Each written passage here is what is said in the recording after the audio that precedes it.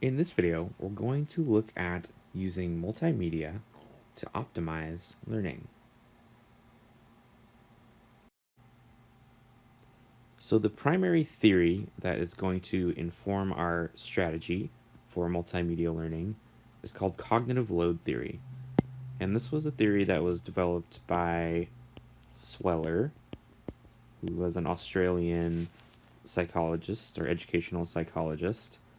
And cognitive load theory has to do with the way that we learn information. The central tenet of cognitive load theory, if you really want to break it down to the basics, is that we can only process a limited amount of information at any one time.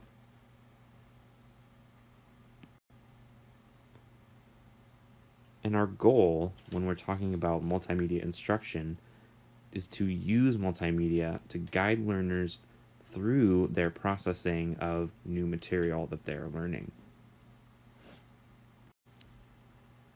So let's discuss the types of cognitive load that are happening as a learner is engaging with new material, as put forth by Sweller. The first type is intrinsic. And the intrinsic load is just the inherent difficulty of learning a new subject for a student. As an instructional designer or teacher, we can't really change the amount of intrinsic load for a given topic, but what we can do is manage the amount of intrinsic load that a learner is having to deal with at any one time.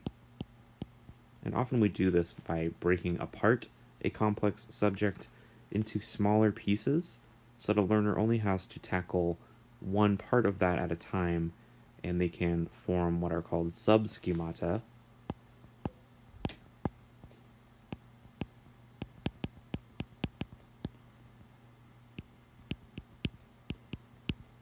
And that's basically breaking the more complex subject down into smaller, more manageable pieces. The next kind of load is the extraneous load. The extraneous load are any extra details that the learner is devoting mental processing to that are not necessarily helping them to learn or retain the information that we want them to. So what we want to do with the extraneous load is we want to limit that extraneous load as much as possible and even eliminate it if possible. The last kind of load is germane. And the germane load is the relevant learning and relevant processing that a learner is going to do in order to form the schemata and the mental model so that they can really understand the subject that we are trying to get them to learn. So for the germane load, we want to maximize the germane load. Now there's only a limited amount of processing that a learner can be doing at any one time. So in order to maximize the room that's left for the germane load, we're limiting the extraneous load and managing the intrinsic load. Another very important concept that cognitive load theory is built upon is dual coding theory, and this was an earlier theory that Sweller built upon. So dual coding theory has to do with the idea that our brains, they actually can process two channels of information at any one time. So we might have channel 1 and channel 2 both going into our minds, and we're processing the information from both of those channels simultaneously. And remember, when we only have a limited amount of load at any one time, that space is very precious, and we want to make sure we're using both channels efficiently. And the two channels that we're dealing with are the visual and the verbal. The visual is what you might expect. It has to do with imagery, graphics, pictorial representations. anything that is not engaging the linguistic center of our mind. The verbal information is that linguistic information, and that is in both auditory form, such as by narration, and by written text. So, for example, on this slide, everything you're looking at down here, verbal information. This very crude sketch that I made of a brain at the top, visual information. My narration on the slide, verbal information.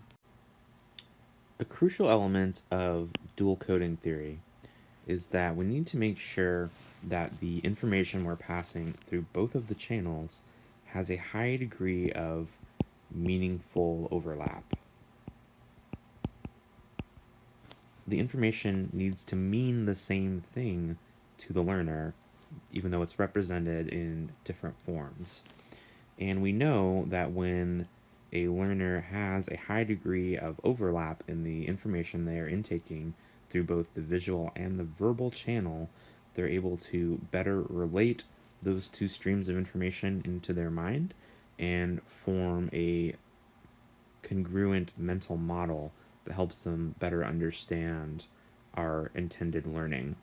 And you can see on this slide, I have information verbally that I've written and narrated about the two channels, and an admittedly crude drawing of a brain with two arrows going into it to indicate the two channels.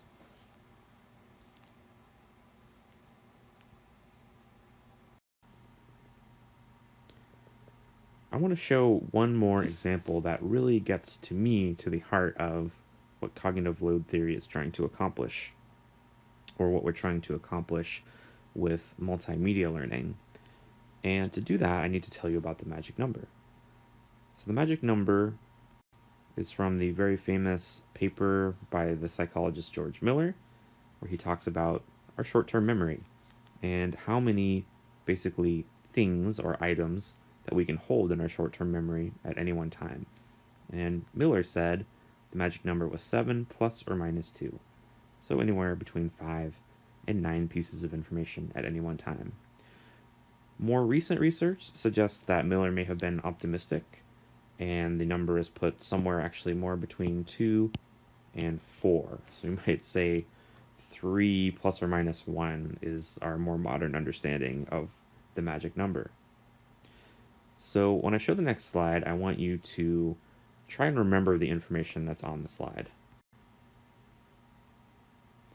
How long would you need to study to memorize this string of random letters? If I was to give you a test, how fresh in your mind would you have to have been studying these numbers in order to do well on that test?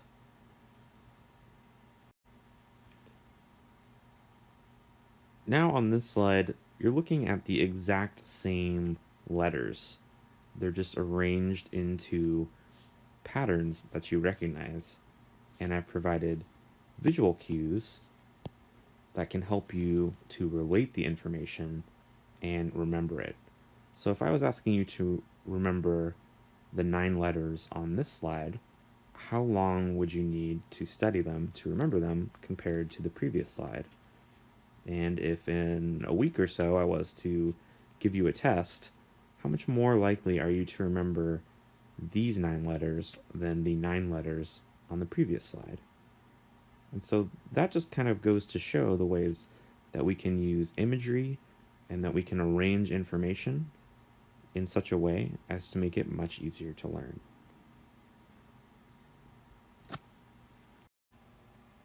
This has been a quick look at cognitive load theory. Thank you for your attention.